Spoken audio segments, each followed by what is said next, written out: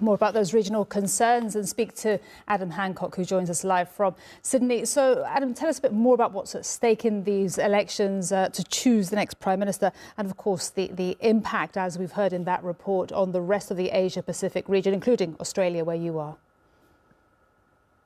Yeah, well, at stake really is the direction that this country will take over the next few years. They have been very closely aligned with China, signing that secretive Security Pact in 2022, which caused huge amounts of alarm, particularly here in Australia, given how close the Solomon Islands are. There were concerns that it was going to allow China to build up their military presence, possibly even a naval base, in a very strategically important part of the world. Now, some of the opposition candidates, they're saying they're going to review that Security Pact if they are successful. Although Sogavare, the Prime Minister who is seeking a second consecutive term in office, he remains committed to being closely aligned with China, saying it's important to put his country on the map and also to secure vital economic support. But critics of the Prime Minister say that he's much too focused on those kind of big ticket development projects, such as, for example, the stadium that Chinese investment helped to build in the capital for the Pacific Island Games last year. Instead, for voters, rather than the geopolitical issues, they are more concerned about your sort of day-to-day bread and butter issues. For example, access to healthcare and education, also the infrastructure in the country as well. It's one of the poorest countries in the Pacific Islands.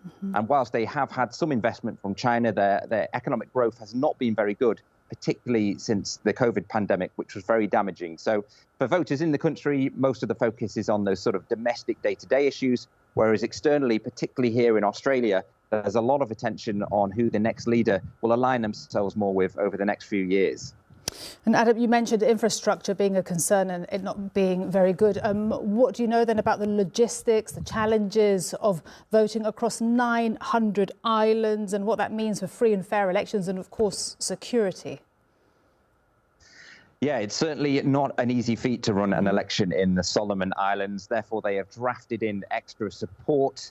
There are election observers and also logistical support coming from New Zealand, here in Australia and Papua New Guinea as well. Simple things like just getting ballot boxes to polling stations, getting votes back to different regions of the country to help with counting.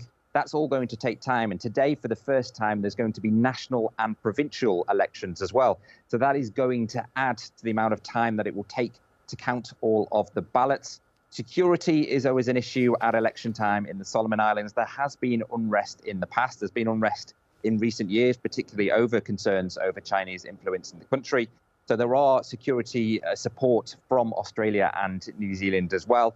And really, if there is violence, it's expected to come in the coming weeks, because this won't be a one-day process. This can take a few weeks, because once the 50 MPs have been decided on, they'll be elected today. They then have to go to the capital, form alliances, form coalitions. There's lots of horse trading, lots of different deals until they can decide on who can be the Prime Minister. I think last election, it took around 5 weeks from polling day until the Prime Minister was announced. So it's going to be a long process. Adam, well, for now, thank you very much indeed. Adam Hancock, live there from Sydney. Appreciate it. Thanks.